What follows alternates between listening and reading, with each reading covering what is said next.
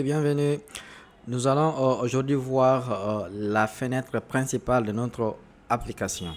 On va voir comment redimensionner une fenêtre, comment afficher une icône, c'est-à-dire attribuer une icône à notre fenêtre principale. Nous allons voir comment accepter ou refuser qu'un utilisateur redimensionne notre fenêtre. Voilà, sans plus tarder, nous allons commencer par importer TK-Inter. Je vais faire import.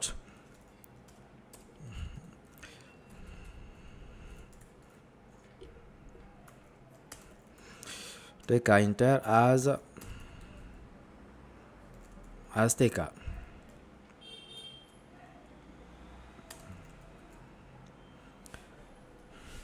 Voilà, je vais déclarer cette fenêtre que je vais appeler window, win tout court.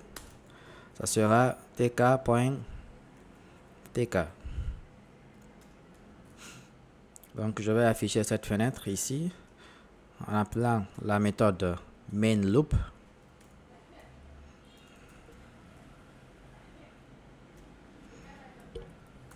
Voilà.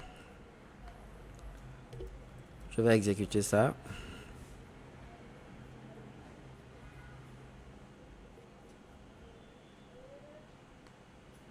Ok, la fenêtre elle est créée. Nous allons commencer d'abord par attribuer un titre à notre fenêtre. Pour le titre, c'est très simple. Vous n'avez qu'à appeler une méthode qu'on appelle title. Donc cette méthode sera appelée sur notre fenêtre.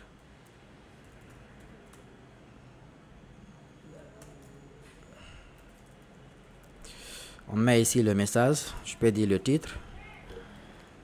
Donc je vais exécuter ça. Voilà, désormais notre fenêtre a un titre. C'est là le titre. Vous pouvez changer et lui donner le titre que vous souhaitez. Ok. Qu'est-ce que nous allons faire? On va redimensionner notre fenêtre de façon automatique. Au lancement, nous allons fixer une taille par défaut à notre fenêtre. Jusqu'ici, c'était qu'un texte chargé et donner une taille à notre fenêtre. Par exemple, quand je vais ici déclarer un bouton que je vais appeler B tout court, tk.bouton, donc je vais déclarer un bouton comme ça, le texte, je vais juste mettre B1. Je vais me servir de la méthode pack pour afficher ce bouton. Vous allez voir, la fenêtre sera super petite. Voilà, elle est là, vous voyez, elle est trop petite, beaucoup trop petite, mais je peux la redimensionner ici en tirant les bords. Donc ce que nous allons faire, on va définir une taille par défaut pour notre fenêtre. Pour la taille par défaut, il existe une méthode qu'on appelle géométrie. Donc cette méthode est appelée sur la fenêtre principale, win.geometry. Cette méthode prend en paramètre une chaîne de caractères. Ok, et chaque chaîne se décrit de cette façon, c'est width, comme ça, fois height, comme ça.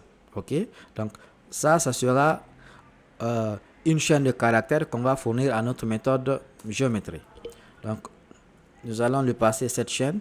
Le premier, c'est la largeur qu'on va fixer à 100 pixels. Donc on place le paramètre X. Ensuite, on précise la hauteur. La hauteur aussi, nous allons fixer à 100 pixels. Ok, donc cette fenêtre sera redimensionnée de 100 pixels sur 100 pixels. Je vais exécuter cette application pour voir ça. Très bien, cette fois-ci, voilà, la fenêtre est redimensionnée. Nous pouvons changer ces paramètres pour agrandir un peu plus la fenêtre. Je vais mettre 500 pixels des côtés. Je vais réexécuter ça. Voilà, la fenêtre, elle est beaucoup plus grande. Ok, nous allons faire un petit exercice. Nous allons décider quand l'utilisateur va cliquer sur ce bouton, on va agrandir notre fenêtre de 10 pixels. À chaque clic, il s'agrandit de 10 pixels. C'est juste voir comment s'amuser avec cette méthode géométrie. Donc ici, au niveau de ce bouton, je vais appeler, définir la propriété commande. je vais appeler une fonction que je vais appeler changer taille ou dimension. Donc cette fonction, je vais la définir ici. Changer taille. Nous allons changer la taille de notre fenêtre en cliquant sur le bouton B1. Pour ça, il faut déclarer une variable pour pouvoir gérer cette variable. Moi, je vais appeler cette variable size. Donc cette variable, par défaut, elle va prendre la valeur de 500. Par défaut, nous allons initialiser notre fenêtre principale à 500 pixels des côtés, c'est-à-dire la longueur et la largeur. Donc nous allons passer cette variable ici à ce niveau. Voilà, mais on va convertir la variable en chaîne de caractères. Ici, géométrie ne prend qu'une chaîne de caractères. Donc on convertit cette variable en chaîne de caractères. Je vais placer ici x size. OK. Et convertir ça plus le tout, c'est une chaîne de caractères. Donc plus x plus size x. Pardon, excusez-moi, str size. Voilà, ça c'est une chaîne de caractères qu'on est en train de filer à notre variable. Je vais exécuter. Nous avons une erreur, il y a une indentation qui n'est pas respectée ici.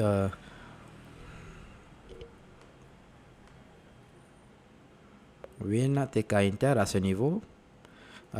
Notre fonction, il n'y a rien. Je vais juste mettre paste pour pouvoir juste tester ça.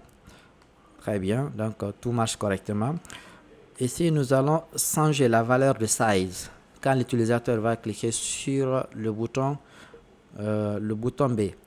Donc à ce niveau, il faut récupérer la variable. Donc il faut la redéclarer comme une variable globale. Global B, size plutôt. On va incrémenter la valeur size de 10 pixels, donc plus égal à 10. Ok, maintenant ici nous allons affecter la nouvelle valeur de size à notre fenêtre principale. Je vais seulement copier cette ligne ici, que je vais appeler là, et je vais coller ici à ce niveau. Ok, je vais exécuter ça pour voir le résultat. Quand je vais cliquer sur le bouton, normalement la fenêtre va s'agrandir encore de 10 pixels. Je clique dessus, voilà, ça s'agrandit encore. Encore la taille change, la taille change, la taille change. Ok, donc nous allons fixer une limite. On va dire quand l'utilisateur va arriver à 550 pixels, nous souhaitons s'arrêter là. Ok, donc on rend ce bouton inactif. Il sera actif bien sûr, mais la taille ne va plus s'agrandir. On va juste se limiter à 550.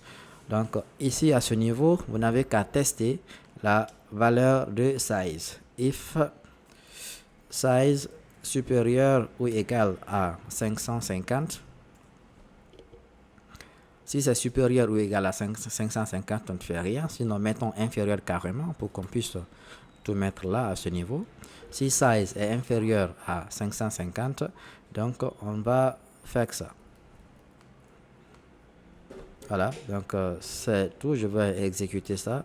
Quand je vais cliquer sur B1, dès qu'il va arriver à 550, voilà, ici nous sommes à 550, il s'est arrêté. On va afficher la taille ici pour mieux voir ça de près. Je vais appeler, c'est-à-dire ici, je vais afficher la taille sur le bouton. Ok, la taille de la fenêtre. À chaque clic, on va récupérer la taille de la fenêtre ou la variable size qu'on va afficher sur le bouton pour pouvoir mieux voir la taille de la fenêtre, la taille courante de la fenêtre. Donc ici, je vais accéder à la propriété texte de notre bouton B1. Ok, je vais afficher la taille sur le bouton. Ici, je vais dire b.config. Je vous avais dit qu'il existe la méthode config. Si vous souhaitez modifier une propriété d'un widget, vous pouvez utiliser la méthode config. Donc ici, vous précisez cette propriété, c'est texte pour notre cas. Texte égale, il faut, je vais mettre par exemple la taille de la fenêtre égale, nous allons ici récupérer cette taille. Ça sera plus str, je vais mettre size. Ok, cette fois-ci, nous allons voir la taille de notre fenêtre. À chaque clic, je vais cliquer. Bon, je ne vais pas initialiser, je vais refaire la même chose ici en bas au niveau du texte. Ici, là, par exemple, je vais mettre ça ici. Donc, je vais exécuter ça. Ah, ici, la variable size n'est pas définie. Je vais mettre ça un peu plus en bas, ici, à ce niveau. Sinon, je vais mettre ça ici directement. Dans ce cas, je vais être obligé de déclarer size avant. Je vais placer size ici. Donc, ici, je vais mettre ce texte, ce petit texte à ce niveau.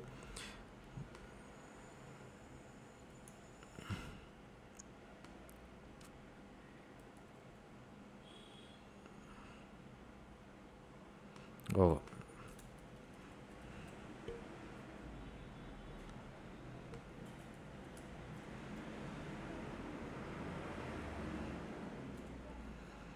Ok.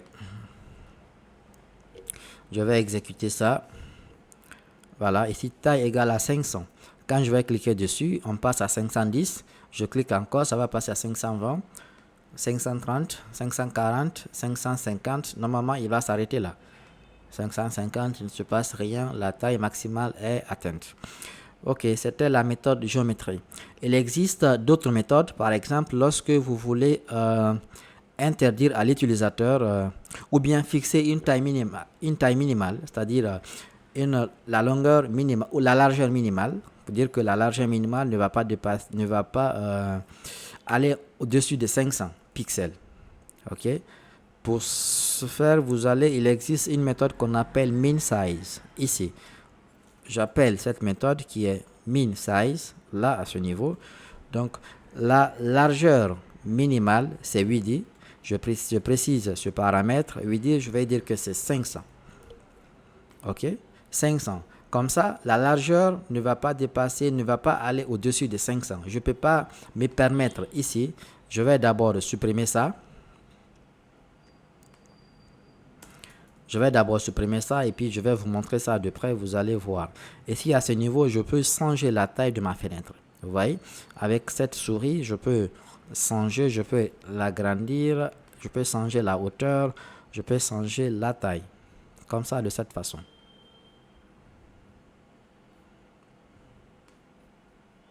Voilà. Maintenant, nous allons appliquer cette fonction. On va, par exemple, interdire à l'utilisateur d'agrandir la fenêtre. Ok, de changer la taille minimale. Ici, on va fixer la taille minimale à 500 pixels. Pour ne pas qu'on change, pour ne pas que comment on appelle ça, que l'utilisateur change cette taille au-dessus de 500. Par exemple, avec cette souris. Dès qu'on atteint 500 pixels, nous voulons nous arrêter là. Pour ce faire, il existe cette méthode que je disais tout à l'heure, c'est min size. Windows.min size. Et min size, quand je positionne ici, min size va prendre deux paramètres. Le premier, c'est le 8D. Le deuxième, c'est le height. Donc ici, quand je précise le 8D, je vais voir, juste en plaçant le 8D, qu'est-ce qu'il va me faire. Je vais limiter ça à 500. Comme ça, je vais exécuter. Il va me générer une exception. Il faut placer les deux paramètres. Il faut préciser le height. Donc, le height, je vais dire que ce height aussi sera à 500 pixels. Donc, ça sera la taille minimale. La hauteur à 500, la largeur à 500. Ils sont déjà à 500. Donc, je peux agrandir la fenêtre, ok, mais je ne peux pas rétrécir la fenêtre pour avoir une taille inférieure à 500 pixels. À ce niveau, vous voyez, quand j'essaie de rentrer la fenêtre, ça ne marche pas, mais l'agrandir, ça passe bien. Ici, à ce niveau, je ne peux pas diminuer la hauteur, mais je peux agrandir. Quand j'essaie, cette fois-ci, je peux la rétrécir jusqu'à avoir 500 pixels de largeur. Voilà, 500 pixels, ça s'arrête là.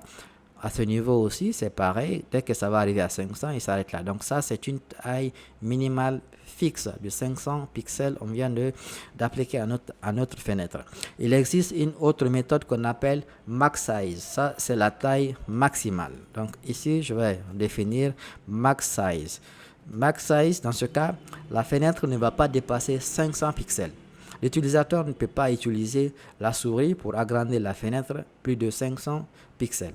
On va exécuter cette application. Vous allez voir ici, je peux rétrécir ma fenêtre, mais je ne peux pas l'agrandir. On est déjà à 500 pixels. Rétrécir, voilà, ça c'est petit. L'agrandir, dès que j'arrive à 500, ça s'arrête. Pour la hauteur aussi, c'est pareil. Je peux rendre petit. Je peux rétrécir ma fenêtre, l'agrandir. Dès que j'arrive à 500 pixels, ça s'arrête là. On ne peut plus l'agrandir.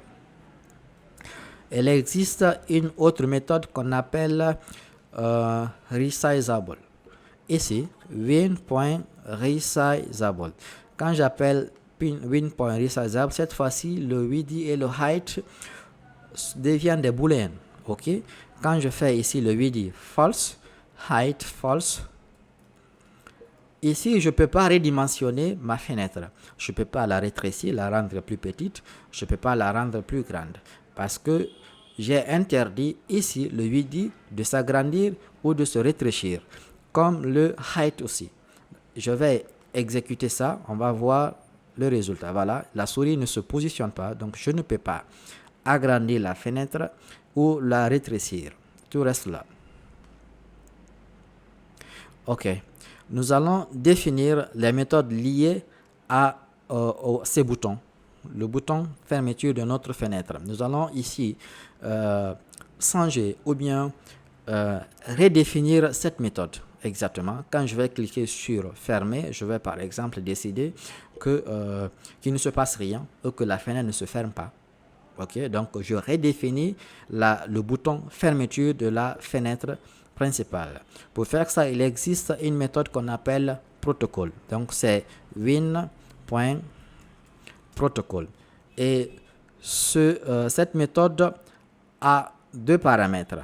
Un premier, c'est wm-delete-window.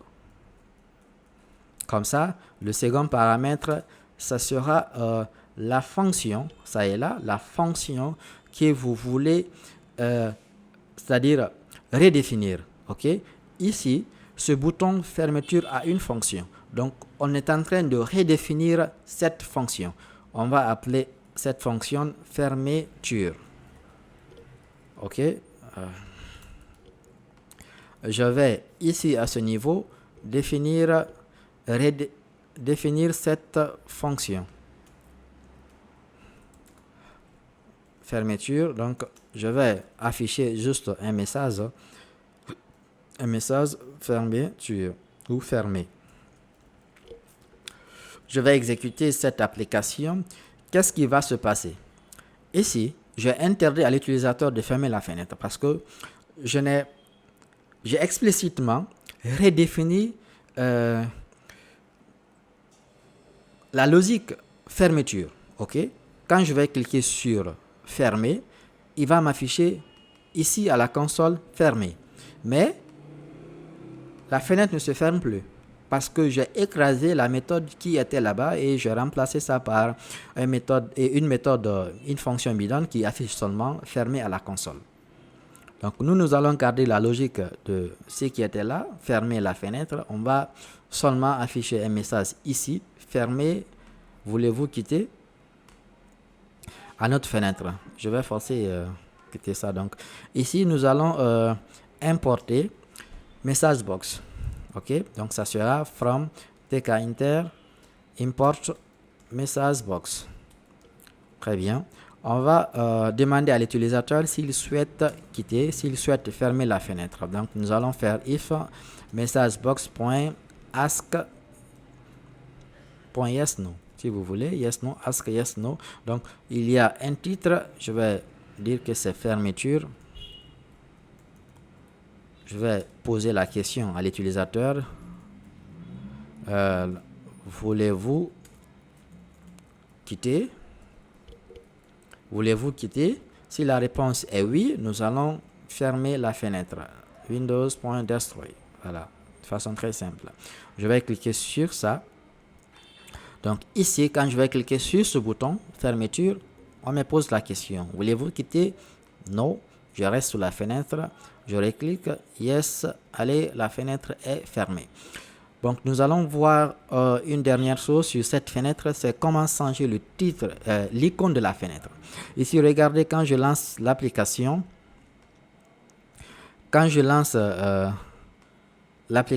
vous voyez ici le titre de l'application. C'est une icône qui est créée par défaut par TK Inter. Donc, nous allons changer l'icône de cette application.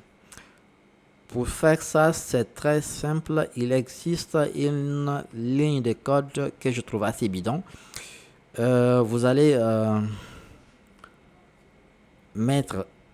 soigneusement copier cette ligne. C'est icône que moi j'ai appelé ça comme ça. Très bien, la ligne elle est là. Donc c'est une ligne que moi j'ai ajoutée au niveau des snippets parce que je n'ai vraiment pas envie de garder cette ligne en tête que je trouve assez bidon. Donc c'est cette fonction, cette ligne de code, il faut placer quelque part dans votre code. Windows, on va remplacer ça par le nom de la fenêtre. Comme ça, je vais mettre Win. Ici, ça sera aussi le nom de cette même fenêtre. Et là, vous allez appeler le logo, c'est-à-dire l'icône que vous voulez mettre à la place de l'icône qui existe par défaut avec TK Inter. Donc, vous placez l'icône là ici. Et surtout, gardez à l'esprit que l'icône doit être en PNG. Il faut forcément que ça soit en PNG. Ici, moi, j'ai téléchargé une icône que j'ai gardée dans le même répertoire que le code source de mon application. Donc, quand je vais exécuter ça, normalement, il va me changer l'icône de la fenêtre. Voilà, vous voyez ici l'icône de la fenêtre. Regardez au niveau de la barre de tâches. Ici, nous avons l'icône qui a changé. J'ai mis l'icône logo.png.